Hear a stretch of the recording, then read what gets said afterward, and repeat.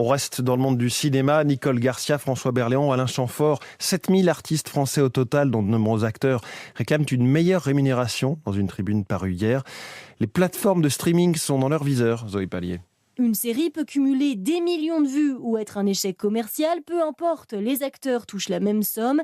Un forfait qui vaut quelques jours de tournage, explique Anne Bouvier, elle est comédienne et présidente de l'ADAMI, l'organisme qui gère les droits de propriété intellectuelle des artistes. Omar Sy, quand il tourne dans Lupin, il a dû négocier certainement un beau forfait, mais il ne touchera rien après ce forfait. Et ce forfait, il est négocié en amont de la diffusion de l'œuvre. On ne peut pas savoir si ça va être un succès ou pas, donc c'est souvent perdant. Les acteurs réclament une prime en fonction du chiffre d'affaires d'un film ou du nombre de visionnages.